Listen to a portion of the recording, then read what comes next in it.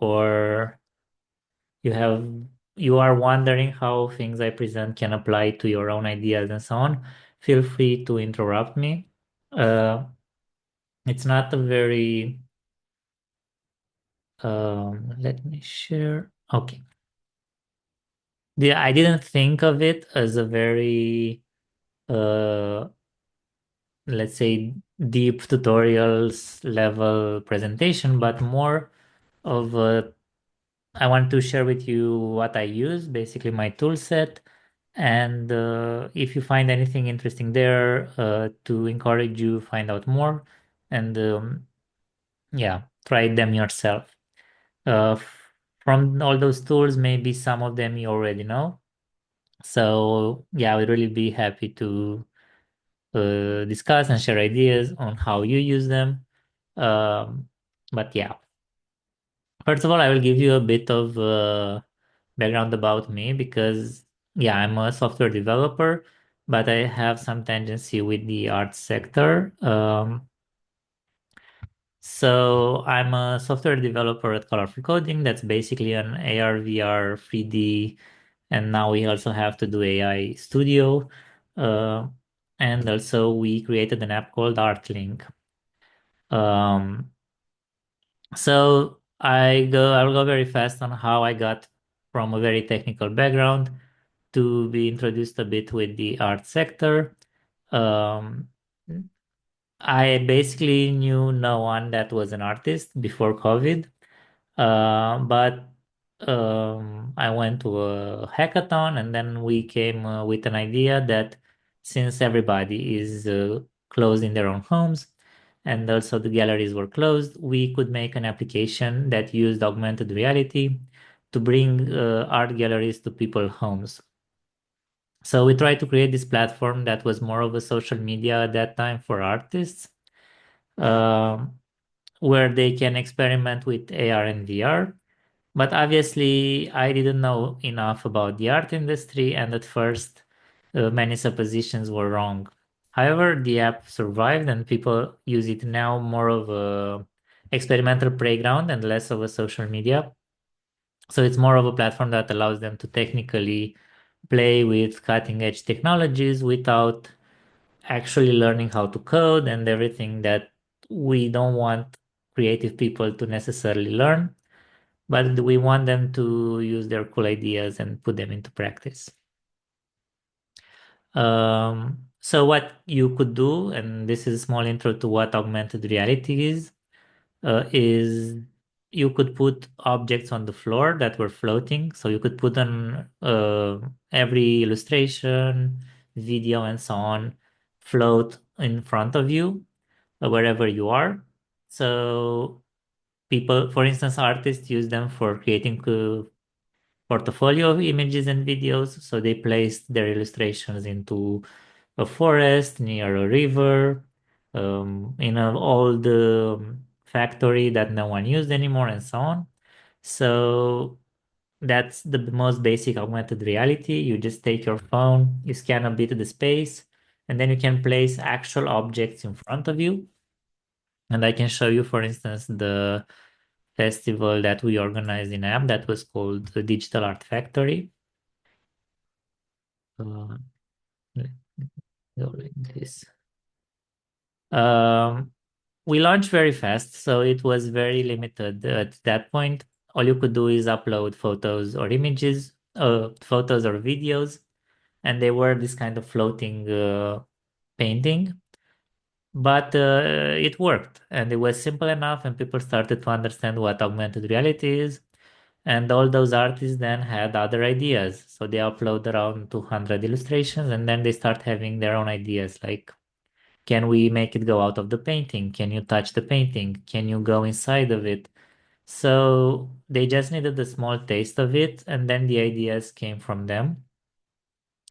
And a lot of time after this, we basically, our job was to be artist support. So artists came up with ideas and we bashed our heads against the wall trying to implement whatever ideas they had. Some of them went pretty cool, some of them were impossible, but it was a very educational process for us as well. We went with the mentality of we need to teach artists technology, but actually we learn much more, I think, because creative people have a bit of a different mindset than technical people who only are focused on problem solving, I guess. So that was a digital art factory. The other type of augmented reality was tracker based. So you can actually scan a paper, a mural on a building, some boxes and so on, and you can anchor objects on over them. Uh, so that was the other way where we actually made stuff that looked like an exhibition. Uh, that's an that's an example that used 3D printers in Estonia with artists from Nordic countries, and each marker you saw there had a different experience. All these were made after a hackathon, so the artists could come up with ideas and prototype fast. And again, they did what they had with what they did, what their work was until then. But they experimented more, they find out more about themselves, I guess. And then we also kept in touch and we tried to push to the max whatever ideas they come with. So this is image target. You scan something and it's fixed there. You don't place it wherever you are. It's very cool because you also don't have access to um the objects unless you visited the place. This went much better after COVID was over because this had actually the role to attract people at your location. So it's not anymore about you getting into the home of people, but taking them outside their home and making them visit your gallery, your festival, or whatever you're organizing. And the last one is called the Geospatial API. This is was possible since Google launched something called Geospatial API, and I think only about two other companies offer this technology. Basically, you want to scan whatever building you want and see experiences happening around it. Sounds very simple, but technically it took a lot of time for them to solve it, and luckily we can just use it. This is an experience we create. A journey, I guess, we created in Bucharest. In 7 points in Bucharest, we had 2D animations of mythological creatures, and you could just take our app and scan buildings around, and the mythological creatures would appear around. So you have, I'm not even going to try to translate them. There's all kinds of dragons, all kinds of werewolves, uh, Sand Sunday, I guess, which is a granny that just takes care of the church and so on. So yeah, people could go to these 7 places and scan them around. And this is a no car area in street in Bucharest, and that's how it looks. Also, we didn't create the animations, but students on workshop students that are learning how to create 2D animations frame by frame came up with the whole concept. We only worried about the technology behind it. So it's always a dialogue of we tell them what is possible and what not, and they do the best with what we can do. So that's, I guess, the most we got from augmented reality. So you can place stuff into your space. You can recognize images, 3D objects, and so on. And you can do monumental stuff by recognizing actual buildings. I still think augmented reality is a cool space to experiment with. To be completely honest, everybody talks about artificial intelligence now, so it's a bit overshaded by this. But I think this is here to stay. Uh, but in a more, I guess, in a less hyped way. But every technology has a hype moment, and then we get realistic and we find out what we can actually do with that. So what we did in all this time, we identified some use cases. Sorry, Um, Dragos. I will interrupt you for a second. Like, go ahead, like talk about your passion as well. Don't let only AI take the scene. yeah, and I think what's cool with AI is that it is for everybody, but we all have different backgrounds, so we use it differently. But that's why I think it was relevant, this short background stuff, just so you get an idea on what I try to use it, and maybe you get also some ideas. Um, yeah, what we found out AR could be useful for was interactivity in culture, in fine arts, in tourism. So everywhere where you want to convince someone, give someone an emotion, make them memorize some kind of more difficult information, do some storytelling basically to reach people and make them come to you. We also found it's useful for education because interactivity, you learn by doing much better than learning by reading or listening to someone. Um, and then there was social impact and awareness. We worked with quite a few of NGOs. We had campaigns when the Ukraine war started. We have campaigns. Uh, we have NGOs that published artworks for Go to Vote for the European Parliament and so on and so on, without being a political thing, just go to vote. So social awareness. Alternative smaller stuff is merchandise, like selling small stuff with AR, AR fashion, experimental artists, that's always push things to the limit. And yeah, mostly, yeah, telling a story, activism. However, AR and VR are big words, but to be honest, all the technology they have in the back of it is already made by the game developers. So most of the things we do in 3D and 2D is made in a game engine. We use Unity, but there are more of them. And most of the 3D graphics are made in Blender 3D, which is an open source 3D modeling software. And I think this is relevant because we always look for last minute cool softwares that do things very easily, hopefully online, or just write something and it appears. But the really cool stuff still happens the old way, where you write code or you do 3D modeling by extruding a cube and reaching from a cube to a complex 3D model and so on. So that's something I would reiterate around the presentation is the best softwares, I think, are the ones where you actually have full power and they seem a bit harder to learn at first. But once you learn how to use them, you have a whole universe of opportunities. You're not limited to the software. Because in the end, all the AR, VR, XR, immersive media, interactive installations, whatever, yeah, are a lot of big words, but most of them are just 3D modeling, computer graphics, computer vision, and very low level core things that are generic for all of them. So for instance, how I see now AR VR is just that's a different way of experience a 3D scene that is made exactly like how the games are made, how every 3D scene is made, but we use a different screen, and that's the Meta Quest headset, or that's the phone, or we use it on the screen, or we use the Apple Vision Pro, but that's just a different screen. In the back is the same knowledge that's basically ancient. It's 20, 30 years old. And if you know how to do that, where do you render that is another story. So a few things we did more business wise, but just so you get an idea where people care about this. Um, we use a lot of AR graphics, 3D graphics, AR, VR. These are some fan holograms. These are AI generated images.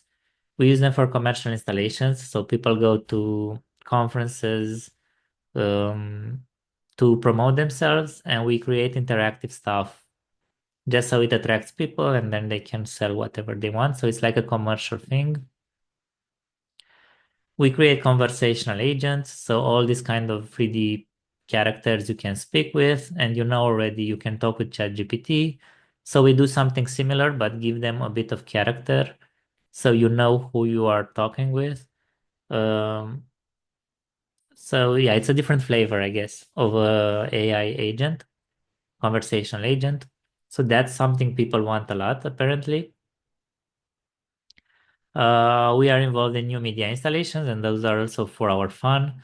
So we create all kinds of stuff we want people interact with and have fun, and we also learn how people work. For instance, this is called Modesty Mirror, which was a big mirror where people see themselves, but then AI controls their faces, and we make them, I don't know, roll their eyes, pull out their tongue, and so on. And it's very funny because many serious people come by, and then everybody sees them on the street like they're some very childish person. And it's a thing that makes a lot of people laugh and have fun, get less serious.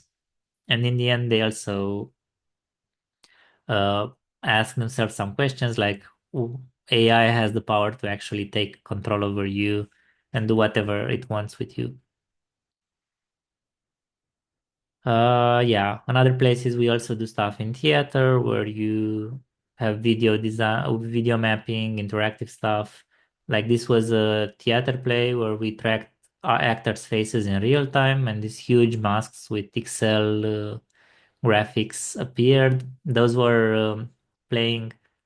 So the persons in the theater play were managers and people um doing art management, and it was about how you have to adapt your artwork on whatever there is funding for, because you have to adapt to where the money comes from. And anyway, those were the managers of managers of managers, and they had these huge masks that could cry, that had the Excel stuff over them, that had a halo at some point, and so on. So this was real time, and it was a challenge for them as well because they had to play with this on their waist. But yeah, it was pretty fun. And lastly, it's VR storytelling, which is the most challenging for us because we have to create characters, 3D environments, and so on. But people are fully immersed there, and they can feel the most. We have the most control over what they feel, what they see, and so on. So those are the most you can go with 3D. And that's the most I will also talk about 3D, because after this I will step a bit back and go more about um, using other more procedural ways of creating visuals and interactivity. Because now I will go the other way on that's how I understood the bit the art sector being a tech guy, but then we will go the other way on why is tech relevant for art and where is tech right now. Any questions until now? I think I went pretty fast through a lot of things. But after this, I will also go through some actual demos. So if there's ever any question, just ask in the chat. I'll have the chat here. Cool. So what's with the computers? Since forever we tried to make the computers have a brain, have a vision, have a way of talking with us. We are basically building a very smart humanoid, I guess, bit by bit. Some people work only on the brain part, some people on the visual part, some people try to give it a cool voice, some people want to make it speak or hear. So we are all very focused on something small, but if you think about it, we are building this, we are just replicating what is the most complicated machinery we know about, which is the human. So there were a few eras. I will go from the visual part. The first one, I would call it the classical age, which is the computer vision. And computer vision always sounds very complicated. Even in computer science faculty, it's a pretty complicated class. But actually, we all use computer vision already. So if you know for Photoshop, After Effects, Paint, you all you do is you have all the computer vision functions we know about in a very simple way to use them. So everything you do there, it's actually a bit of computer vision in a way. What I'm trying to say, it's not that scary. Many of the computer vision algorithms are actually quite rudimentary if someone explains them to you clear enough. It's a very old thing, so people do it since 1966, where camera were attached to a computer. Then they started doing image processing, which is changing the color, changing the saturation, changing the hue of an image. And I guess you all did that at least once in any image editing uh, software. Um, then we learned more complicated stuff like 3D reconstruction, scanning 3D stuff. We started talking about autonomous vehicles, facial recognition, and then we got into AI, which is a whole different story. So let's go into, okay, I won't go into Photoshop. You can learn this very easily. I guess it's a basic tool. When it comes to computer vision and interactivity, many people use Touch Designer. Um, I'm not sure. Does anyone did anyone use the Touch Designer before?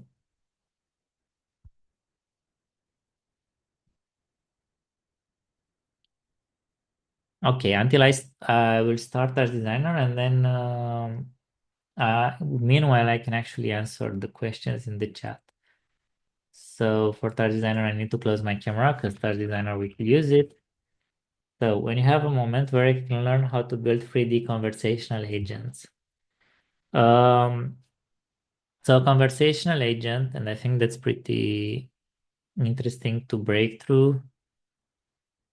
Actually, I will talk about AI later in the presentation. So I think the best way is to actually discuss on how we can build a conversational agent while we talk about what tools are there for AI. So I will answer for this, but a bit later. Cool. So video out. Okay, so there are many softwares for people doing video mapping, interactive things, and so on.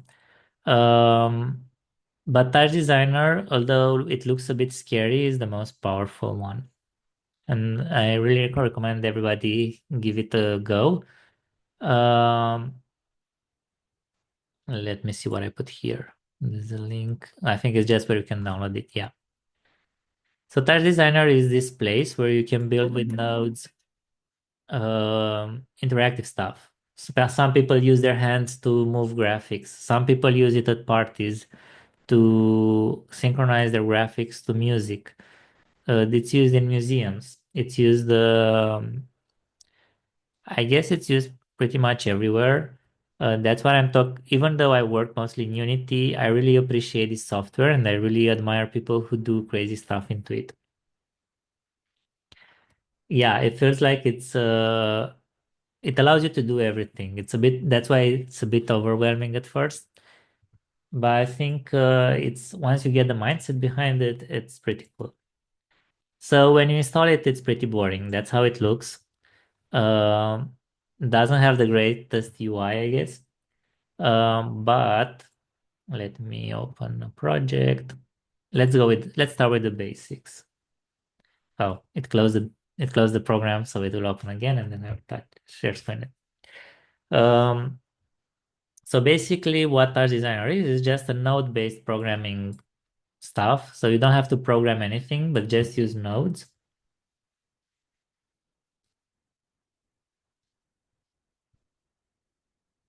Cool. Let me move these. So it's everything is a flow from the start to the end, and then you can do stuff with those nodes. So if I press tab here, you see you have a lot of pre-existing nodes. What these nodes are, they're basically just Python code. So each of this is a small Python script. You can write your own, but you can do 90% of the things you want to do with those and with other nodes that you find on the internet. There's a huge community of people doing stuff. Basically, each node has for instance, every node is an operator. So this is a top, which is a texture operator. So this is all about textures, images. And you have channel operators. You have surface operators that are about 3D objects. You have pops that are actually more about particles and stuff, data stuff, and so on. So let's do something simple. I already made it so I don't stumble too much. What I created here is a simple node that's called, let's see here, is just a video device in, and I gave my camera here. I guess you can see it. Good. And then what I did was I just pulled this here, press tab. Uh, you can see this as a showcase, just a demo, so you see if it's something that interests you, and if it does, you can find a lot of information. So it's just a commercial. You can see it. You don't have to follow me step by step. Um, let's make it here. Okay. So just with the edge operator, you see I have here a lot of how do you call it? A lot of properties. And here we have an edge detection, and that's all I have right now. And let's imagine we do this on a video projector. So we can video project, video map this image starting from my webcam. And this works real time. This was possible with Python before, but this is much easier to use and much easier to understand. And most importantly, much easier to debug. So if you have a problem, it's much easier to go into each node rather than, yeah, rather than reading code. So we can do a lot of things here. We can tweak it around and so on. And then we can make it look better. So what I did here is there's another node that's called the cache, and it just delays the whole video with a few frames. And then what I do is I make a difference between the past and the present. And if you do a difference between the past and the present, uh, you can see where the movement is happening. You can see my camera is pretty noisy because you have white everywhere. Let's make it less. Let's tweak it a bit. Okay, so if I don't really move, it's mostly black, but if I move, it starts to get very white. So this is a simple motion detection. And the more white you have in an image, the more motion there is. And if someone doesn't move, it turns black. The only problem is my camera because it's very noisy. So again, it's very simple mathematics, but with nodes, it actually makes sense. With code, what we did before in code, you had to be a programmer, you have to do a lot of debugging. Now you see everything, and people that are less of coders and more of artists can bother more about looking at it rather than finding bugs in code. And then this difference of motion, I blurred it a bit just so we don't have so much noise. And I created something that's called a threshold, which means whatever is close to white, make it pure white. Whatever is close to black, make it disappear. So this is my motion. And that's a very simple effect. And theoretically, you can just, let me hide this one. You can just put this on whatever screen you want and it works real time. So it's that simple to make an interactive video mapping, I guess. Let's do something more complex just because I want to show you how far it can go. I took this and I put it in this node here that's called a trace. You can imagine trace of, it's just vectorizing data. So it's doing what Illustrate does with the information from photos. And now it looks like this, which is a bit cooler, but it's a 3D space and it's actually in 3D. And now we actually have a lot of points. And one cool thing we can do is we can join these points randomly. So you see now it looks like something complex and cool, but people will don't really know what it is. And then here I just rendered it. And yeah, and I created this. So we are vectorizing everything and joining points. That's all we do. But the cool part is then I can just put it over my image and let me hide the old one. And the more my image is pretty noisy, but the more you move, the more of these lines appear. While if you stay still, they don't really are around. So you can have this cool effect. There's more effects, there are better effects. I just try to show you a very simple ones. Why I said the program is a bit complicated is because you might ask yourself, how do I know about all these nodes? And the truth is, it's just a way of thinking, and you can learn only by doing tutorials and seeing what other people do and just copy pasting what they do. And at some point, you know so many nodes that they just click and you can do things naturally. But it's not really a simple way of doing things like that.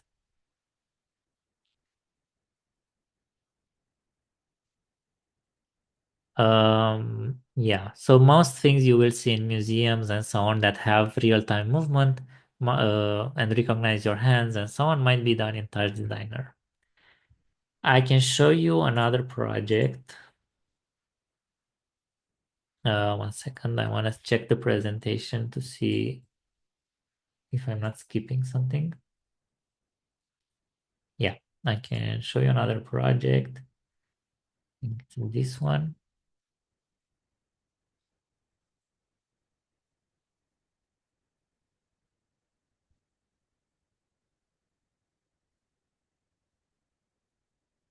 No, not save. Now it closed and it will open again. Okay, so first thing I showed you is computer vision, classical computer vision. Basically, I showed you that we can understand and modify images in a very simple way.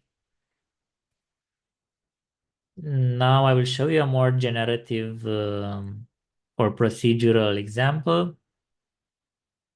This one tracks your mouse and creates this cool pattern behind it. Now it's the mouse, but it can follow your hand, it can follow someone, it can you can take an image and follow the more bright spots of it. So this is just I would call it a cool effect that's very procedural. And what we do here is we just take the mouse, we do some mathematics on it. So I think what we do here, we multiply it with a number, we give it some lag, we make it smoother with a slope, whatever. We do whatever we think would make it look cooler. And then we create a small circle here. That's where the mouse is, giving the position we created here. And then what we do is we should have a noise somewhere. Okay.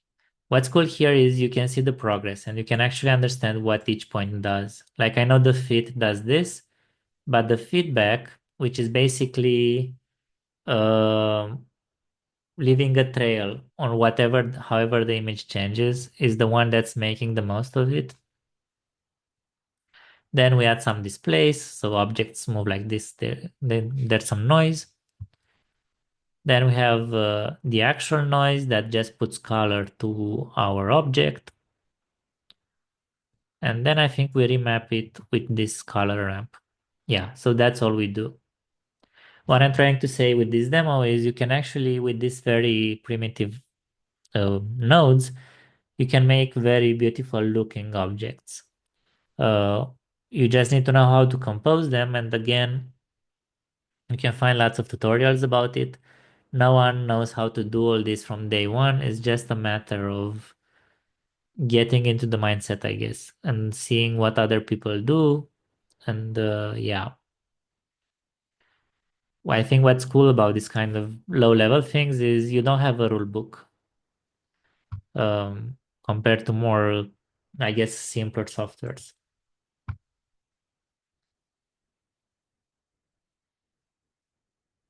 Cool. Um, then you can also do 3D graphics. So I will show you this one that's called banana.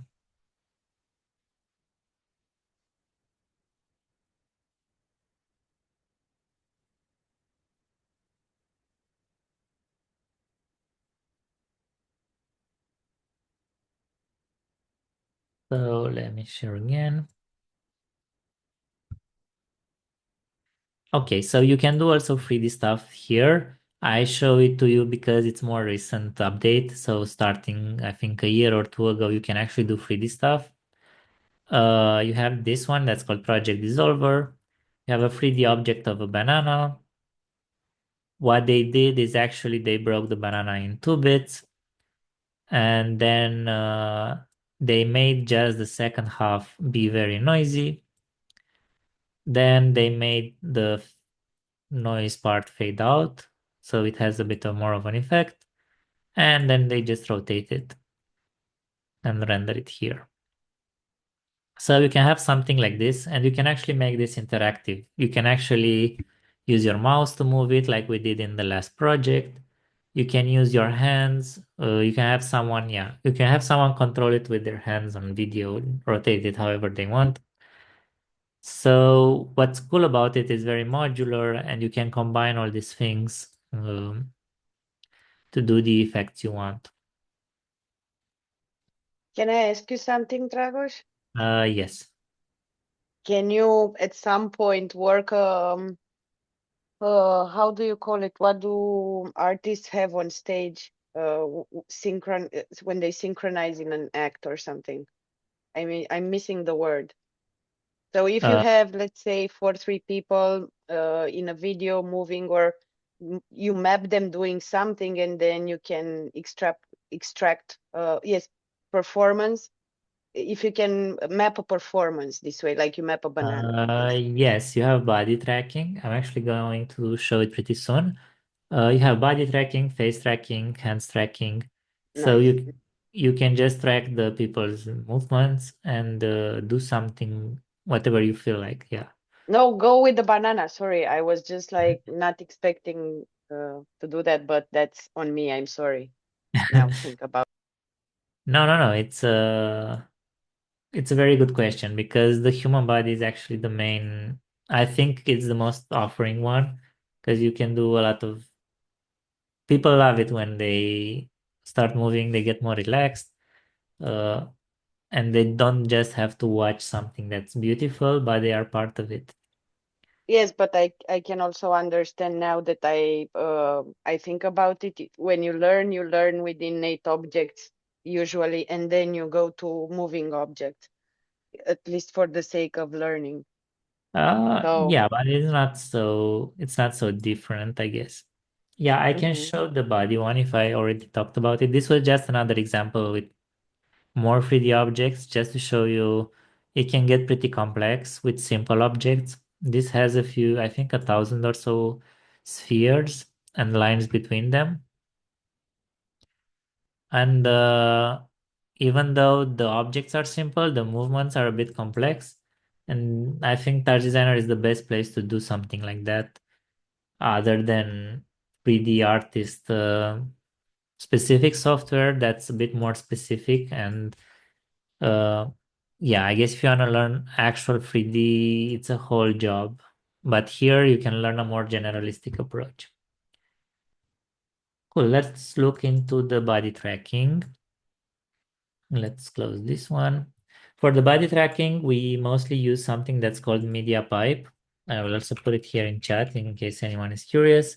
It's a set of softwares given by Google, and it's machine learning basically, and they allow you to do all this stuff without actually knowing how to do machine learning, which is great. And it's open source, and yeah. So you can see this is me on the video, and I have my face. I have image recognition, so you know this is a person, that's a plant. You can see my hands with all the joints of the hand. You can see my face, my eyes. You can see my body. So you can see it even recognizes my legs and so on. And after this is just data, and you can use this data. For instance, many people use it like when the tip of the fingers touch, that's a click. So you can actually click and move and do stuff. The only problem is all this data is in 2D space, not in 3D space. So for the software, this is touching, but also let me try like this. Maybe this is touching as well, although in reality it's not. All you have to do is just a media pipe node, and you have here face tracking, and that's mostly it. You extract face tracking here, and that's a set of 100 points that move into space. And after that, you do whatever you want with it. If you want hand tracking, that's another set of other points. And again, once you have the data here, it's up to you what you do with it. It's just numbers that are moving. That's again me.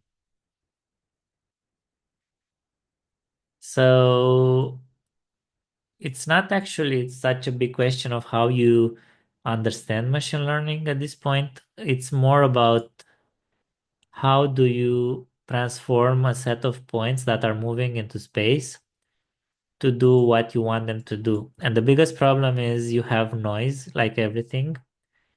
So you need to smooth them out. You need to find some rules. You need to actually work with this stream of data in a smart way.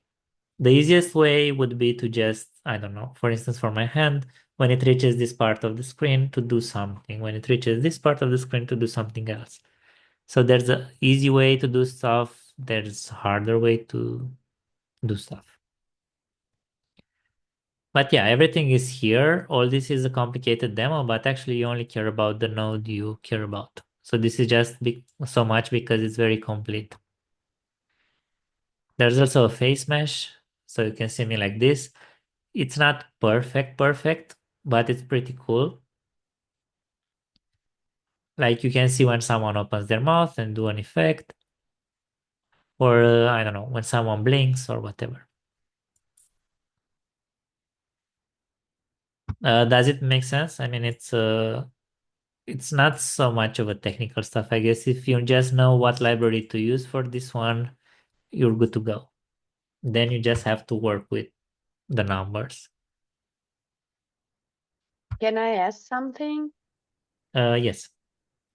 Um, so is there anything in your experience as a developer? Because you basically take images and pictures and whatever, and then you work around them. Is there, I presume that there are some factors on the outside world um, when you record or everything, when you prepare. Is there anything outside that can help you, like a green screen or Yes. different type of clothing or I don't know, a makeup that glows or something? Yes, actually, I can give you an example of a project we work on, and it's actually here on the presentation as well. Let me, yeah, so mostly, for instance, we created this with MediaPipe, we created this installation where you basically, it's a, how do you call it? It's a street passing awareness initiative. I think it was presented on the police day or something like this. So we created it on a big screen, and people would just come by, and there's their bodies. You could run on in place, and it's a green light, red light. So you go on green light, and if it's red light and you're still running, a car violently kills you, and that's the game. Uh, this game had a lot of challenges because I thought, okay, we can recognize body. This could be simple, uh, but it's not that easy to get it right for everyone. To make it work only for your own testing, it's easy, but then you start hitting all the problems of human variety. So what we did basically was following the knees and the ankles of the persons, and they look like this. So we know basically where is their natural way of being. And if they went suddenly very up, we consider you made the step. So the more steps you made, the faster you go. So this was supposed to be easy, but there were some problems. For instance, there is sometimes lag, noise, elements might shortly disappear. So there are times where they don't see a foot or a hand, and that hand simply disappears and it has no position. So you have to take that into account. You have to smooth everything out, otherwise it's just a noise. Um, we also tracked hands and elbows because not everybody runs the same. So apparently some people run just by moving their hands and they don't realize that aren't moving their knees. There were ladies that wore long skirts, so we wouldn't recognize any feet because they were hidden. Um, we had sometimes bad lighting, so since it's camera based, you Hmm. must have a good camera, but you also need a good sun and so on. Sometimes people put it with the face in the sun, so they destroy the image. So that's also an issue. Sometimes children, of course, children want to play it, but they have Hmm. much smaller feet and hands, so you have to take that into account. So there's all kinds of small problems that aren't even technical problems. They're more of user experience problems, I would say. Yeah, because not every performance can have, let's say, I'm thinking, like putting in a performance perspective, not everyone can have like a black suit, so you can put green dots on and have the best uh, Exactly. experience, let's say. Yeah. You want everybody to have fun, and it's for instance, it's easier to make it work for adults, but obviously children are going to want to play it much more than adults. Hmm. So it's not even you cannot really say it's only for adults. So we made it for adults, so it should work for them. It should be also inclusive, so it's a lot of tweaking, I guess. Testing is pretty important. Also, is the fact that we don't work with 2D points, but with a continuous signal. So you don't care where the point is right now. You care how it moves the graph. Let's say everything is in motion. Yeah, so that's with MediaPipe, and it's a very good starting point of doing interactive stuff. It's a pretty old algorithm, but everybody still uses it. Other than using sensors on camera, I think MediaPipe is the most popular one right now. Yeah, And I as you was saw, thinking, pretty sorry, easy. I Yeah, interrupted sorry. you again. No worries. Go ahead. I was thinking now that would be great to have at some point, it would have been great to think about it, but a workshop with what you're teaching, and for example sensors, which are Dennis's specialty, they blend really really nice. Yeah, I think that would be cool because sensors solve a lot of problems. We Hmm. love cameras because they're everywhere, but they have limitations, of course. Yes, and computer vision and sensors work really really great together. Yep. Cool. So what I was saying is about Touch Designer is you can do everything here. I would say it's the Touch Designer is the command center. If you are trying to think of the computer as a human analogy, I think in our tool set, Touch Designer is the brain, because it can manage data from everywhere and can transform it into whatever we want. Cool. So that was still in the classical era, the computer vision part I was talking about. Let's move to machine learning. I already entered into that.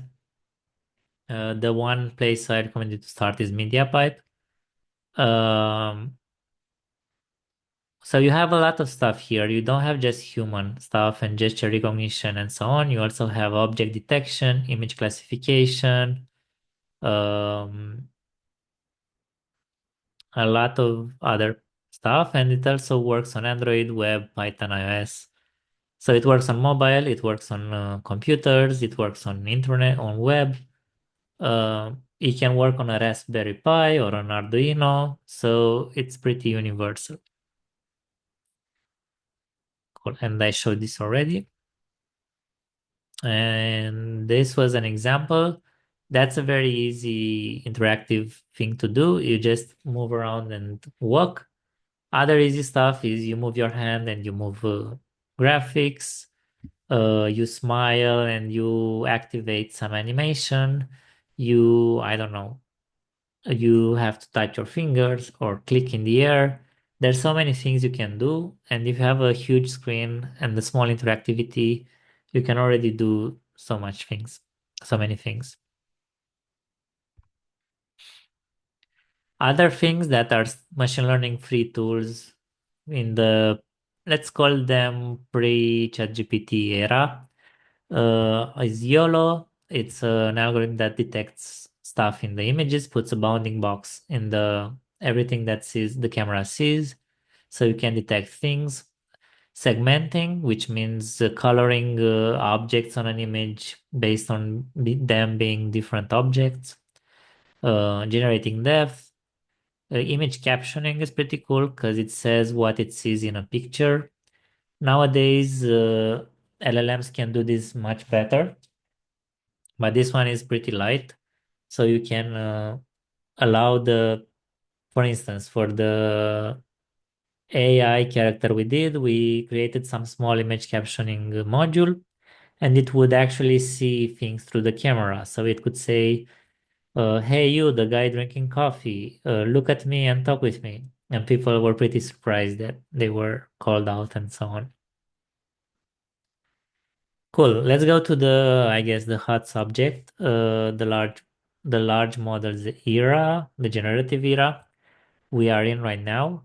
I was actually talking with Diana before, and the first time I did this presentation was a few months ago, and I had to update it because it's not very many things from there were old already. And So I it was guess, October 2025. I mean, yeah, so I guess whatever I'm gonna present now is gonna get old in a month. So let's see. you So should, everything, sorry again, you should prepare a slide or two actually with how to prepare for fast moving I don't have another. content. I'm overwhelmed myself, so I Yeah, don't have good advice. coping mechanisms. So everything started with something that's called transformers. There was actually a paper that's called "Attention is All You Need." If I understood well, I think they actually got rejected the first time they put the paper through a conference, but it proved that method was actually working very well for huge amounts of data. It's a very weak method with just big amounts of data, but with very huge amounts of data, it's working amazing. That's why ChatGPT has to run maybe on, I don't know, 100 GPUs, because you need a lot and a lot of data. But that's the moment everything started with this thing called transformers. And a few years after, and a lot of millions of dollars later, we got ChatGPT and generative images and so on. And I'm not going to go very deep into them because I guess everybody uses them nowadays anyway. So you might know as much as I do, and or even more. I'm not going to go much into prompting because I think everybody, it's a vibe. Basically, we don't know there are some best practices, but they change every month or so. Yeah, I can share the presentation. And I also left here links and so on. Let me. Okay, I closed the Teams because I got notifications there. Cool. A very simple way of using generative AI is with stream diffusion. I put this first because it's, well, what you see is what you get, I guess. So you can just use this kind of algorithm in Touch Designer.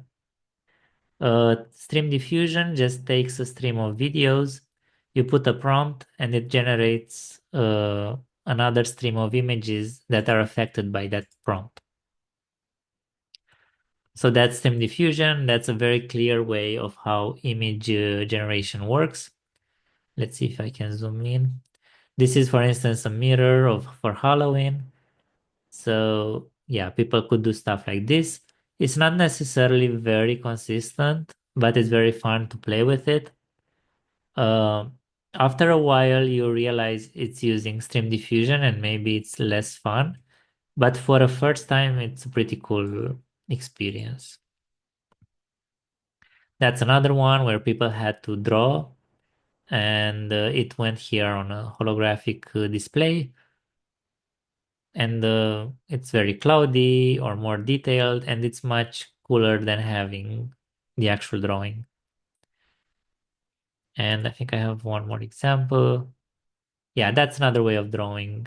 I think the prompt is about dragons or something. Oh, okay. So you also give it the prompt. So that's a very simple way of using generative AI to just make things look more interesting. The problem with it is after a while it has that AI feel and it feels a bit generic. So there's a huge trap of looking not original and generic. But I think what's important is we know the technology exists and how to use it.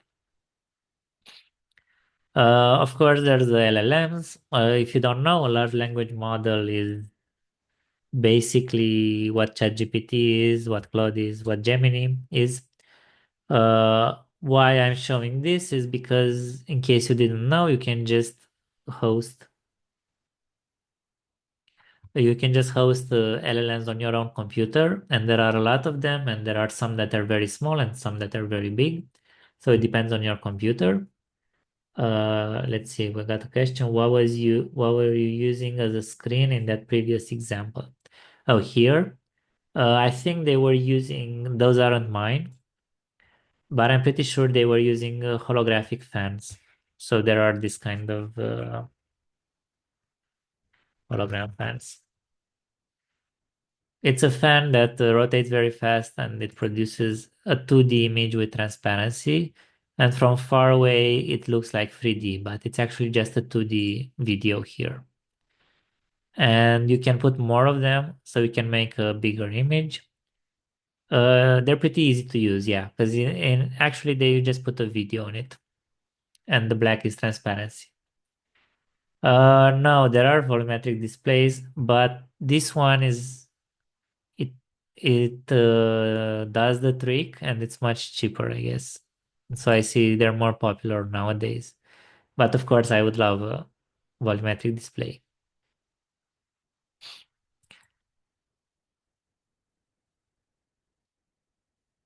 As far as LLMs, yeah, I was using this one because you can just run every model on your computer and you can actually connect through HTTP to try the flow, the words and everything to Touch Designer, and you can use them in your experience. So as I said, Touch Designer is the brain, so everything connects to it. I guess LLMs are the mouth of AI because they speak a lot. I can show you something that I was trying last night. So this is LM Studio. You have here how you can connect it with everything without writing any code. What's cool, you have here all the models. And I don't know, you just want llama, you just look for it, and it tells you what you can install and you cannot, and so on. It tells you if something's too large. For instance, one of the latest models, it's Quen, which is a Chinese model. Uh, they run fully on your own computer. And what I like about them is this, to make an idea, ChatGPT has around 300 billion parameters. This has zero point 0.8. So it's actually so small it can run on your own mobile phone. You can have your own ChatGPT that runs on I think it might work on a Raspberry Pi, I'm not sure. But for sure they will be able to run soon enough, and they're super smart. Like, how do I install Third Designer? And they work very fast, and it's because they're very light. And yeah, I'm pretty impressed because a few months ago, whatever was this small was very bad. But this one is actually working very well. And it's just working on my computer, which is cool because now you don't depend on cloud. And maybe you want to have an experience uh, that happens somewhere, I don't know, outdoors, or you're working with sensitive data and so on.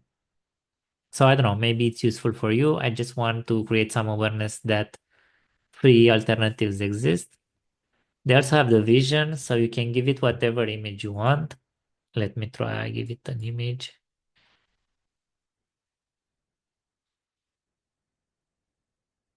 Yeah, let's try this one and say, what do you see? So it's really nice. You can ask anything about any picture. And it's not just labeling what's happening in the picture, but answering to your question. Uh, for instance, I can say just say yes if you see helmet in the picture. And it says yes.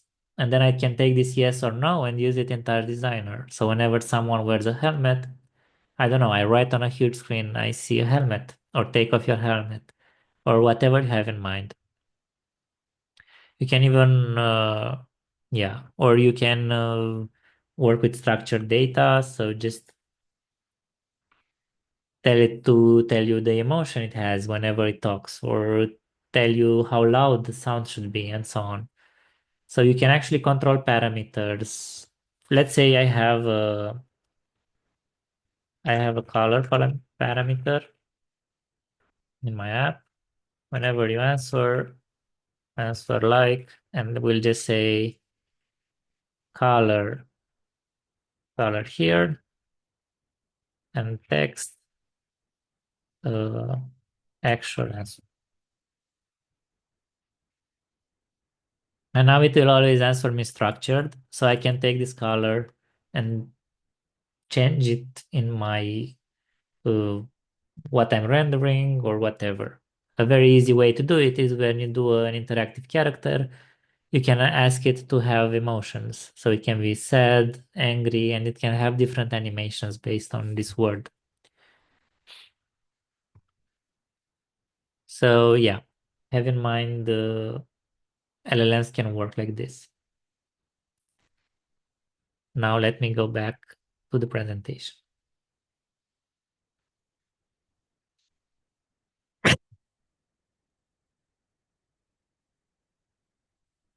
Cool. So we had the mouth and the brain of it. We now have the eyes of it. I guess you already know you can generate images with AI. I'm curious, did you generate images? I guess the answer is yes, but what did you use? Did you use ChatGPT or Midjourney or Can also use your voices, open your mics if for whoever has mics and jump in the conversation. yeah, everyone can interrupt me anytime. I have installed and used Stable Diffusion on my own PC. It was quite an experience, but I think it was version 2 or something, and the results weren't that great.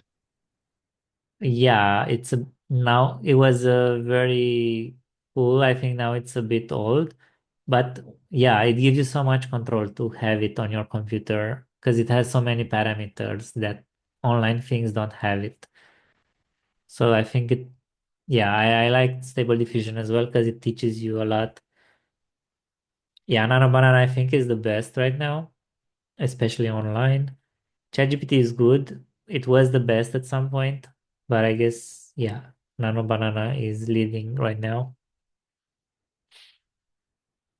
Cool. So I guess you already know nowadays you go less and less into Photoshop and so on, because it's it's when in the last 2 or 3 years it went so far. Like before it was very hard to control, but now it's getting better and better.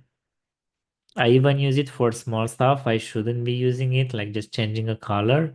Um, and it's working fast, and it's very, before you had to write a prompt like generate this image and then give Salvador Dali, realistic, high resolution, just throw words on it so it has enough context. Now you just naturally talk with it and say, make it realistic and do this and that.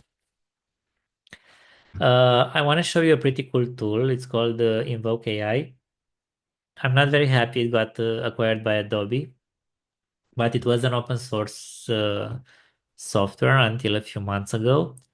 It's one way you can do local AI stuff without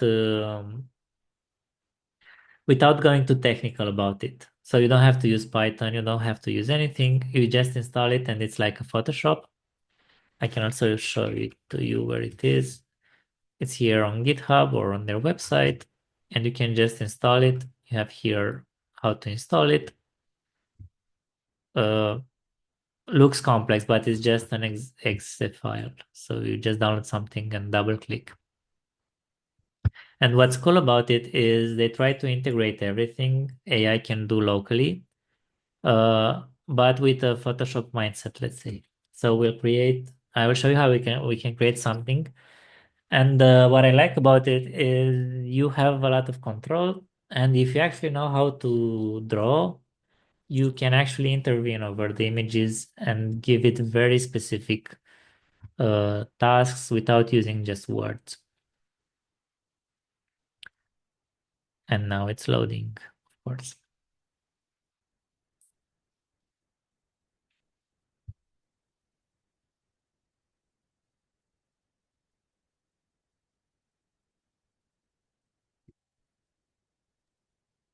Yeah, whenever you load anything with AI, it has to load huge models on your GPU.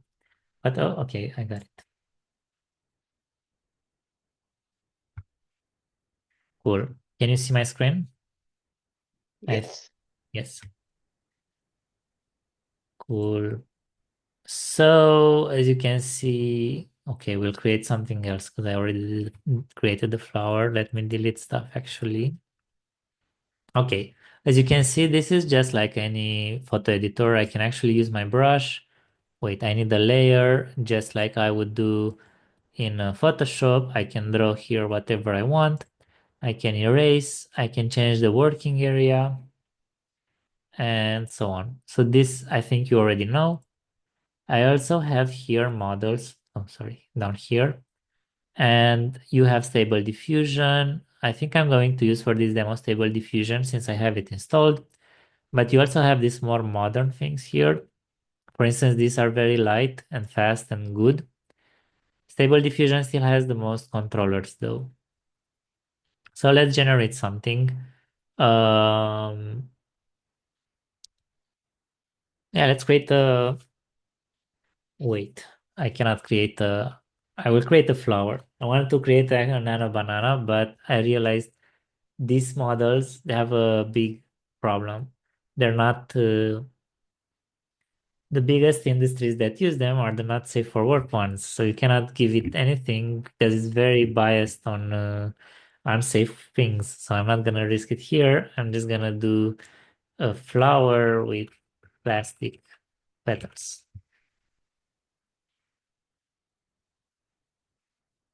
We actually had it has a big bias on mainstream internet stuff because it's trained on it. So I created something with an artist that is Korean, and it was Stable Diffusion 1, I think, or one of the first ones. And he realized that sooner or later, it was a real-time thing transforming. Sooner or later, it was transforming everyone into a beautiful blonde lady. Even he was a old Korean guy. So that's the problem with AI. It's very biased on what it's trained on, and it brings everything to what it thinks is the average it was trained on. So it has a big bias, and we always have to fight with the bias of AI to create different stuff or better, more realistic stuff. Can I say Okay. something? Sorry.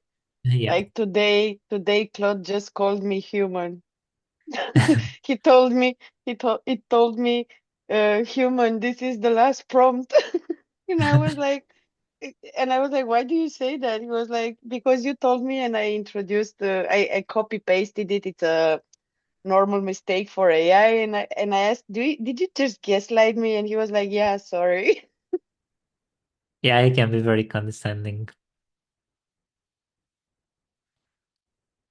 Cool. So I gave it flower with plastic petals. I have here, I want 2 images so I can choose from. I want 21 steps because I want to, I want it to look good, but I don't want to give it too much because we're gonna stay here a while. And now we have those. Uh, okay. Usually they let me choose which one I want. Oh no, a panel disappeared. Okay, those are boards. Let's delete this.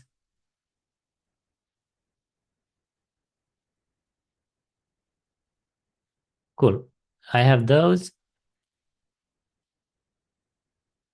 What did I do? Ah, okay, canvas. Sorry. So we'll work in this canvas. So let me delete this drawing I have. No, actually, let's create a layer and let's try to draw how the flower will look. And let's try now. This is the denoising, which says how much to, for instance, 1 completely makes this into noise and makes a new image. 0 simply gives me this image. I will give it a pretty big noise because I don't want it to be that clear that is this. And try again. And you guys see I have 2 images here. After this, I can choose one of those. You have a lot of models and stuff here, but you don't really care about it right now. So I will just hide what we don't care about. Yeah, so this one saw the white and didn't make an image. Yeah, you see there's too much noise and it just transformed the whiteness I drew into noise. You can actually see here a bit. I have the background, but if you draw with more attention, maybe it or more colors, you can have you can make it follow what you do, but there are better ways to make it follow what you want.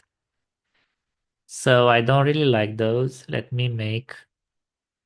Can you tell us what specs you are running on the PC so we know if we can expect this to work in a like timely fashion? Yeah, so my GPU is pretty good. It's a 4080 NVIDIA, but it works also on my laptop, which is a 3060. And I think it works also on 20. You need an NVIDIA GPU basically, or a Mac with a Probably GPU. at least 6 GB of memory, because I know Yeah, that I use a 3060, laptop 3060, and I've run into video memory yeah, but I'm uh, gonna show you bottlenecks. after.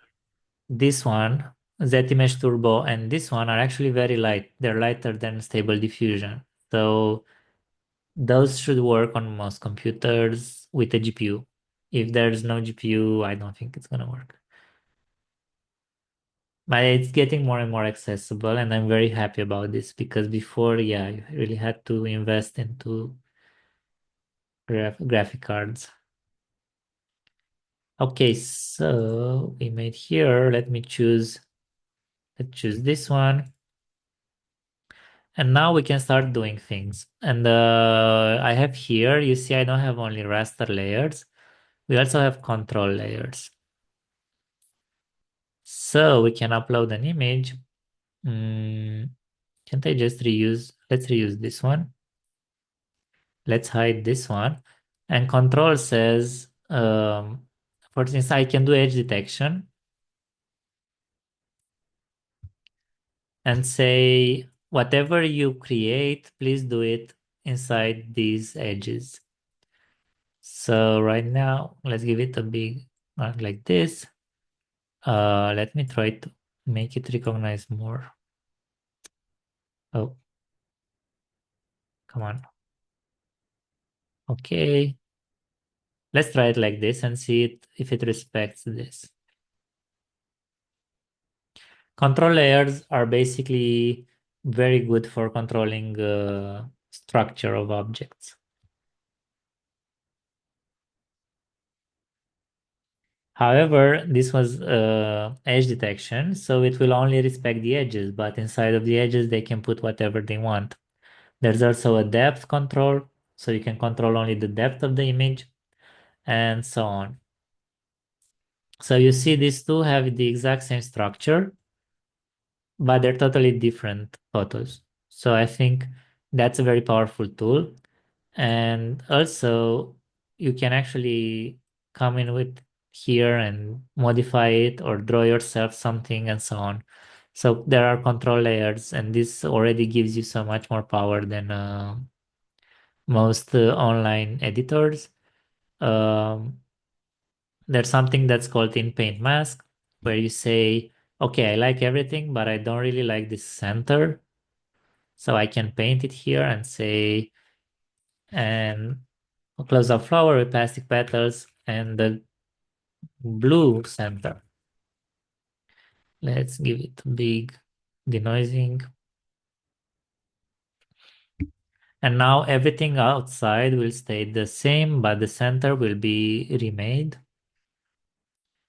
You see, this is blue. So you're not a prompter anymore, but you're starting to think like a Photoshop user again, which I think gives you so much more power. Okay, let's do it like maybe this one. Also, you have to make more because it's still doing what it wants many times. So we started with this, now we have this. What we can do? We have controlled regional guidance. This means for this part, I can say I want, I don't know, this there. And then I can add another regional guidance and say this one, I want it to be a petal and so on. So I can actually tell things around. So that's also a very cool one. Then you have reference image. So I can give it an image and say respect the style.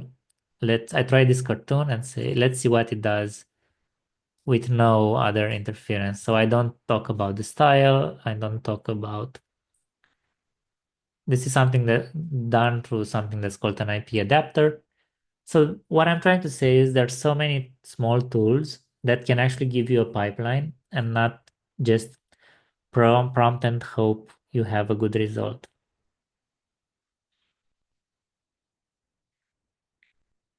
So that's a cool tool. I think, I hope Adobe won't ruin it, but it's a very cool thing to play inside of. What's happening? It stopped. Oh, it's loading all this into the memory right now. So cool. Any questions about Invoke? Because I don't think I will go much deeper into it.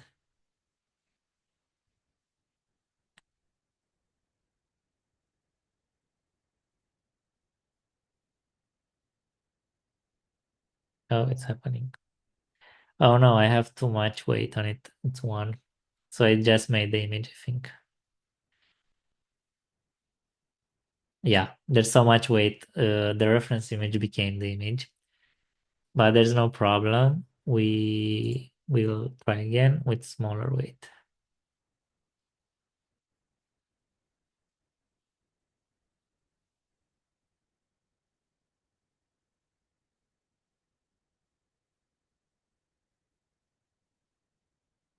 Yeah, so you see now it kept some parts of the original, but it looks like the reference image. So that's also a very nice way. Again, I had too much weight, so now it's an elephant. But you can give it another flower, for instance, and it will be more.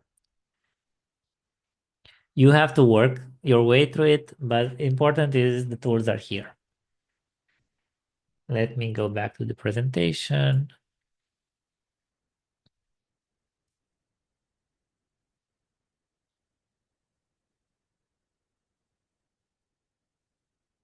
Cool. So you have all these image generation tools. They're a bit weird at first to understand, but there's a new mindset, and I think, of course, if you can draw stuff, just draw it. But for fast prototyping, Invoke AI is pretty cool. Of course, we have the Nano Banana. I'm not going into it, I think, but you know already, it's super powerful. It can listen to you so well, and I think it's free to use mostly, or at least in a limited amount. So if you choose something online, yeah, just go to Gemini. How did Nano Banana change since October till now? Because I do remember you were uh, training on it. You were showing the participants some parts Yeah, of Nano Banana. so Nano Banana has now Nano Banana 2 that appeared a few weeks ago. It can render much higher resolution stuff. It actually listens to your feedback. It Yeah, because listens. that was the problem in October. Yeah, and you can put, I saw people put 10 actors in it and it would keep the faces of all of them in the same image. Oh, So wow. we use it for AI photo booths, for instance. So we just take people, there's a photo booth, people take photos, and for brand activations, for instance, they are, I don't know, dressed in a brand clothing, or people selling groom costumes show you how you would look into the costumes if you buy from Yeah. them and so on. I have a So picture from Nicoletta. She has a mirror and she has like a few avatars, but it's keeping the face really nicely. But if you have the hands in the picture, it's still not good. I think Nano Banana has it pretty good. Let's see. Yeah, that was actually last year as well. Yeah, now it's good. But the face, the figure, it kept it really, really nicely on. Yeah, the face should be very good. Let's see if I have Mhm. myself somewhere.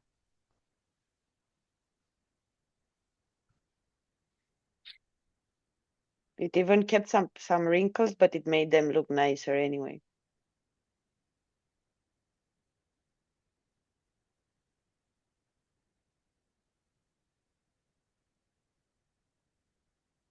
Okay, let's see.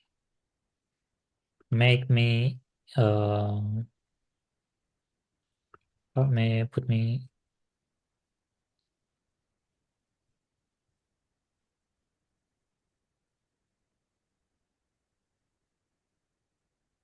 There's also one big issue with Nano Banana is since it's owned by Google, it has a lot of railguards. So it might fail generating stuff for you if you have logos in it, if you have someone famous, if you have someone from a Disney movie. Mhm. If it's even, they're very careful about not safe for work stuff. For instance, many times I said, I want to, like for this image, I would say, put my whole body into it, and it would refuse to make it because it thought it it read about body and it thinks it's unsafe. So sometimes it just refuses to do stuff. That's a bit annoying, especially when you connected with some programmatic interactive stuff, because people will think your application is failing, but actually they have a logo on the shirt, for instance, and they make your application crash. And yeah, that's pretty annoying. Cool. So that's Nano Banana. Easy to use. If you really want to go into generative AIs and so on, there's this program. I'm not going to go deep into it. I'm just gonna show you it exists. It's called Comfy UI. It's similar to Touch Designer, meaning it has nodes and the edges, and you connect them. Each node is related to generative AI. That's the difference with Touch Designer. You can even connect Comfy UI with Touch Designer. So we did, for instance, real-time AI generation based on an image that was modified from Touch Designer and then pushed back into Touch Designer to put on a screen. Let me open it. I'm I wouldn't jump into this one from the first moment, and you also, from 50% or of what it does, you need the GPU. But I can show you, for instance, I can show you a cool demo of, as I said, there are image generators that are much lighter now, like FluxCline or Z-Image. And we can see what we can do with it.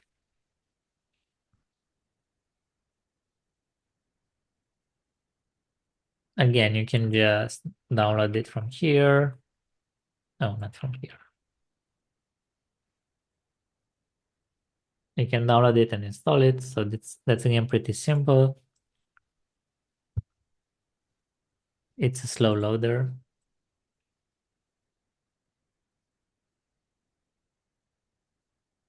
Okay, it looks like this. For instance, let's see. For instance, you have here a lot of templates. Just so I show you what you can do.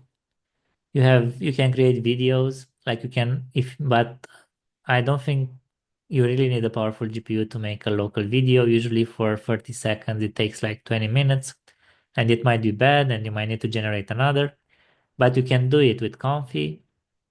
You have very specifically trained stuff, like this one is generating just 360 turnarounds. You have light migration, you have whatever. So most of them are for video. You can generate 3D models, you can generate depth, you can generate sounds. Whatever is AI, you can just put into Comfy, connect the nodes correctly, and you can generate things. For instance, that's how it looks for a video. It looks a bit overwhelming, but you just have to follow what they give you in the official documentation. I copy pasted stuff, so you see it's a Chinese model, so it just have Chinese stuff here. I don't know. You have this where I gave a video of me and this nano banana generated photo, and it makes the photo move like you moved here. So you have this. This is pretty cool, but it takes a lot to generate. You can actually say, this one can actually make you say stuff, so it also adds voice on it, so that's also nice. Okay, I want to show you a demo of Flux, because I said some Stable Diffusion is a bit heavy. Uh, let's look on this one. So whenever you run something first time, it's a bit slow because it's uploading to database, to GPU. This one is similar to Nano Banana. So I just said make the room on fire. Let's see. Now it loads into the memory.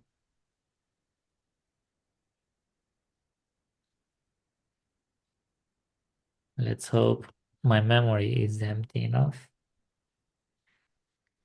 because invoke is not very VRAM friendly. Okay.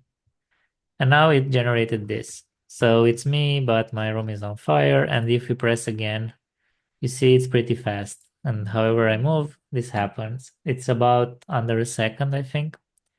So you can actually put this and say run instant, and it works in real time.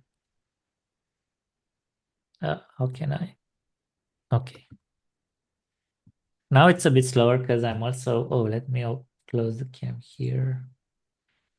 I actually managed to put it on like 3 FPS, and it's very cool because you can just write, make him bold.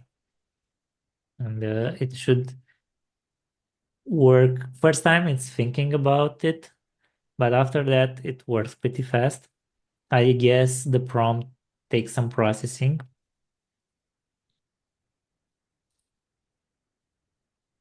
Let's see if it works.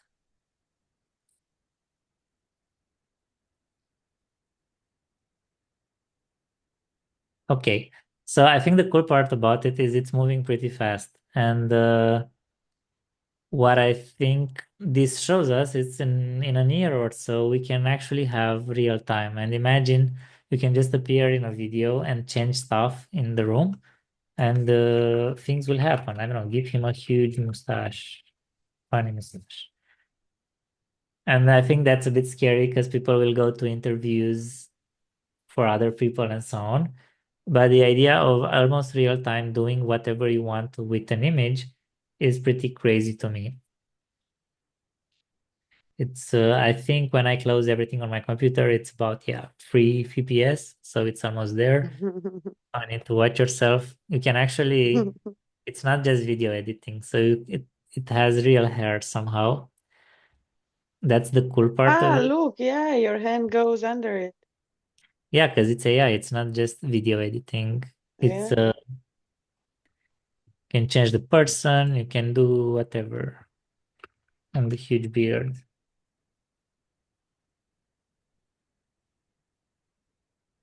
Yeah, so I think things are getting lighter and lighter, and that would be a very easy way to make a cool interactive stuff. You just make this on a wall, and people would look at themselves for hours.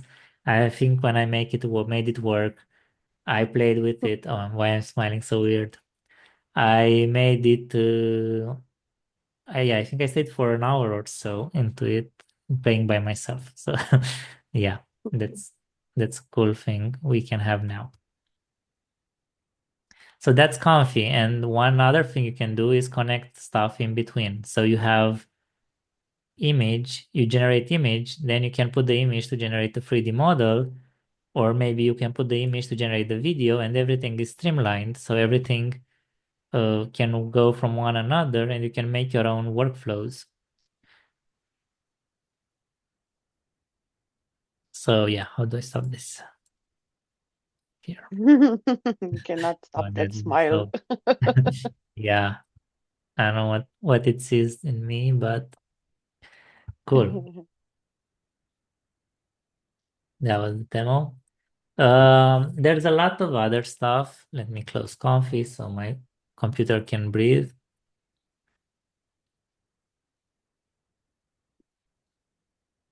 Cool. So there's a lot of other stuff. I'm not going into it, but you have speech to text. So you can easily nowadays transform whatever I talk to into actual text in real time.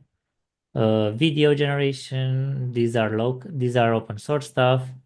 Uh, One and Sidens, they're mostly Chinese models, unfortunately, or luckily, I don't know. 3D object generation, I can show you this one, for instance. There's a lot of models that generate 3D models from images. And you can also, by using 11 Labs, you create voices, sounds, clone voices, and so on. Let's pick something more interesting than a mug. Let's take this dragon and we'll use this one and maybe this one. Okay, so nowadays, just with an image, you can generate this 3D model, which I think is pretty crazy. It's not as good as image generation, but we're getting there pretty fast, I think. Why we're not there yet, I can show you for this image, for instance, the results. They're kind of creepy, but still, it's a technology that's almost there, and you don't know when it's gonna be super extra amazing. It's in the smile. There's something creepy with Nice. the smile. He didn't really get it. Yeah, this one is a bit better. Yeah. But you can generate 3D models pretty easily nowadays. I can show you also for video where we got. I think that's pretty fun. Seed Dance, yeah, it's a new model that everybody uses right now. This is all AI generated. It also have voices and all. It's getting harder and harder to see if something is Mm-mm. AI, which is a bit worrying. I've seen on TikTok people are actually generating anime episodes before they are made by Japanese studios, Yeah. and Or it or how they should have been. yeah, and it's crazy how they look studio level. Of course, they're still imperfect, luckily. Like if you look a bit here, you can start to see that's AI. But Also a little too perfect, I think. It's yeah, a thing. Yeah, I'm only worried that I fall more often into not. I fall for a fool more and more often. Like at first, I could see every time that's AI. Now there are videos that I say, "Oh, is that real?" And then I look into comments and someone says it's AI. So Yeah. I'm it's only gonna get better. That's the weird part. Cool. So you have the whole tool set, I guess. I also made here a table if you find it useful of what I think I use. I think that's the main stuff I use. Yeah, and I guess it's all about using the right tool sets. Why I think how I want to end this presentation is uh, that there are that's as you saw, I showed you mostly softwares that are hard to learn, not just you go there, write the prompt, and everything happens. Because I really think there are no shortcuts still, and these are just tools we should use. And if we understand them well, we can create cool stuff. Otherwise, we create generic AI aesthetic stuff. So yeah, if it's it looks hard at first, like Touch Designer, but it's useful to go into it because then you know how they work, and whatever comes after that, you'll know how to use it. Yeah, because in the end, the heart is at you, so you decide what you're making. Yes, I'll share the presentation with everything, every link. Questions if you have. Also about sharing the presentation. So if you don't receive an email with the diplomas by the end of the courses, which is 10th of February, 10th of March, taking in account that the workshop on the 7th changed, then send us an email, reply to the address that you have on the emails that we sent you, because not we can't always figure out who you are based on the names that you have on Zoom. So we are trying to make a matchmaking, a match between the registration name and what you have today at the workshop. But if you don't get it, please send an email and we will send it specifically for you. And also, maybe help Dragos a bit after all this talk. Thank you, Dragos, for amazing presentation again. I wanted Yeah. a few times to say, hey, take a break a bit and maybe push you into saying what brought you to the project, to the workshop today, and maybe share a few ideas and put them into context. But Oh yeah. and yeah, because they weren't so talkative and not stopping you so much. So I wouldn't want to end it just like that. So throw in some ideas to know something about you as well.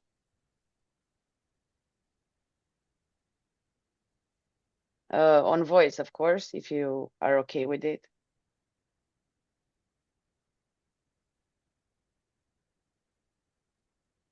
Come on, who's the brave one?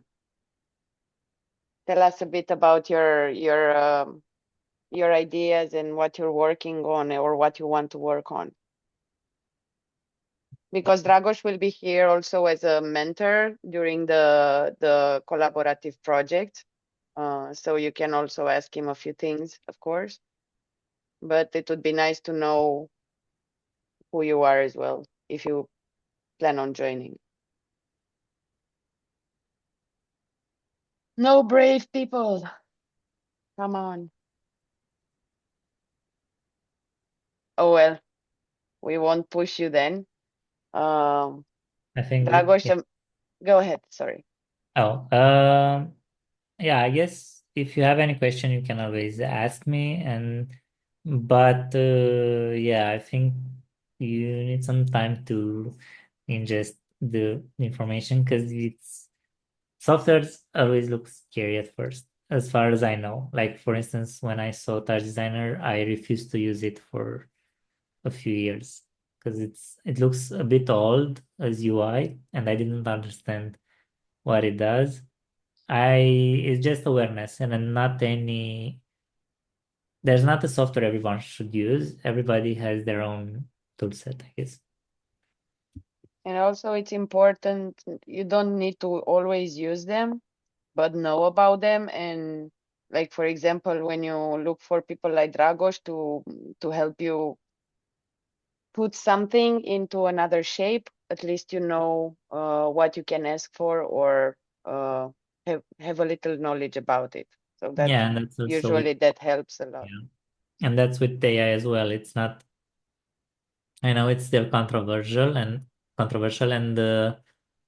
it's not the idea of using AI for everything.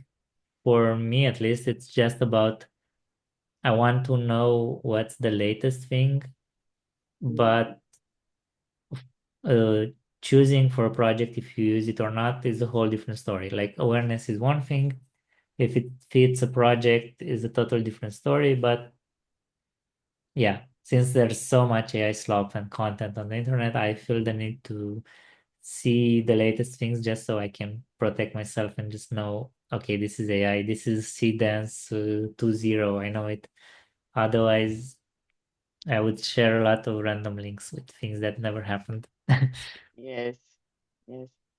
How did the ArtLink platform change in the past year, like projects in the past 2 years or something? Because you said that it's a big change and people are using it more now in the than in the pandemic. Uh, So do you see improvements uh, so in regarding projects? the pandemic, we made the bad assumption that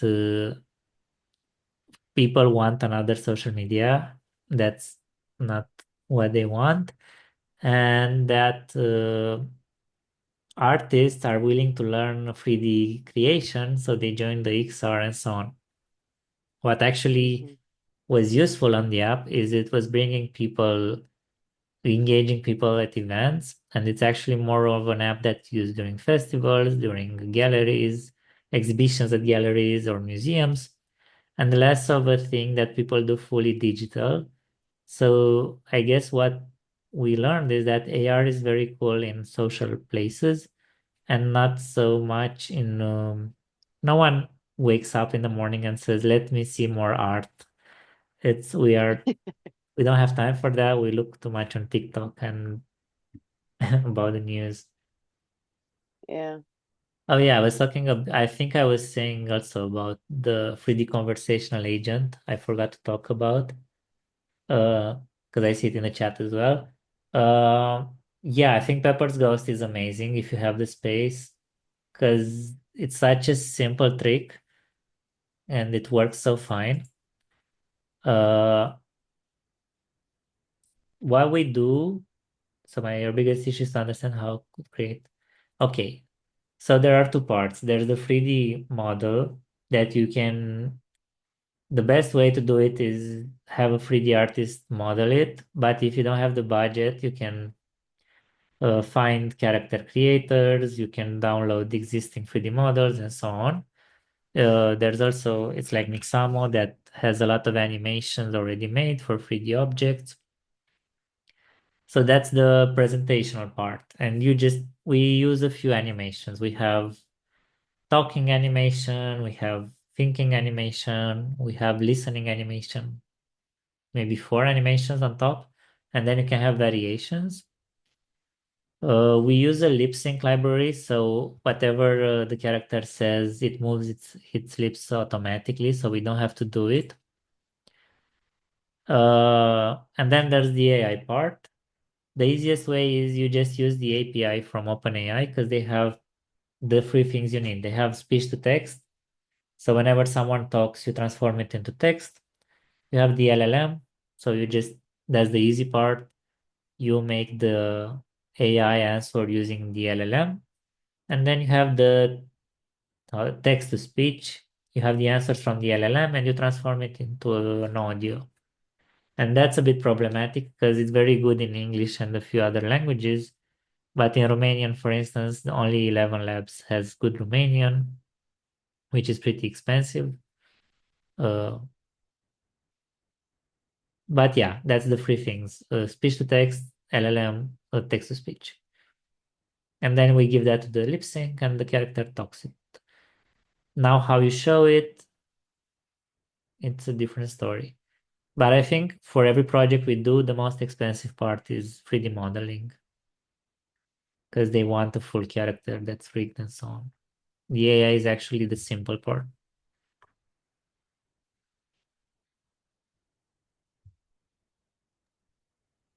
On Monday, there was the 3D modeling workshop. Did you guys participate? Anyone here?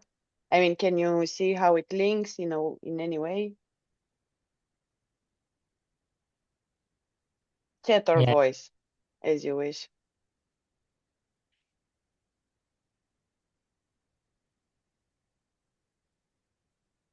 as far as I know, 3D is it's still safe from AI, like 50%. So it's it's a heavy skill to still have, I guess. Mm-hmm. Mm-hmm. It will take a little longer. Huh? Yeah, we can improve it, but to totally replace it, it's not there. Not even, I mean, everybody asks us, can we just not pay the 3D artist and generate this? And I'm explaining them, no, that's not how it works. Not, Wow. So that's still a way to do it. You still go to the 3D. yeah, it's many people have the impression that now with AI, everything is simple, but that's actually it's the same complexity. We just do things faster. Okay, I lost my screen. I don't know where it is. Okay, found it. Please go on the feedback as long if we're still here a little bit. So please leave us a feedback as well. We would be much obliged if we know how you think about us, and also what else, what other thoughts you want to leave us. Maybe ask us to do again the workshops or whatever you think it's valuable um, to know about you. So thank you, Dragos, so much. If there aren't any other questions, we won't troll you for longer Thank you. by trying to make the time. So please don't forget to leave the emails if we don't send you the presentations. Please go and click on the feedback that we left you, that I left you on the chat. We will send it on email as well. And amazing workshop again, Dragos. Being in the first workshop, it was amazing enough, but now seeing how things improved and changed, it's actually pretty impressive to see, not only from social media posts or working, looking from someone else's perspective, but see the work behind it. And as always, it was valuable and a pleasure to have you in our workshops. Yeah, thanks for the invitation. Everyone else, you can look for Dragos on LinkedIn. I'm sure he would be happy to connect. We keep in touch on email. You all have more than enough emails from us. We're sorry. We have to send you reminders that there's another workshop going on. So just bear with us a little bit longer. Thank you so much and see you tomorrow, or you will meet with my colleagues from the other partner countries, from Bosnia and from Serbia. Thank you so much and talk to you tomorrow. Bye. Have Thank a you, nice Dragos. bye. Thank you. Have a Bye-bye. nice evening. Goodbye. You too. Bye. Don't forget to click on the feedback while you leave.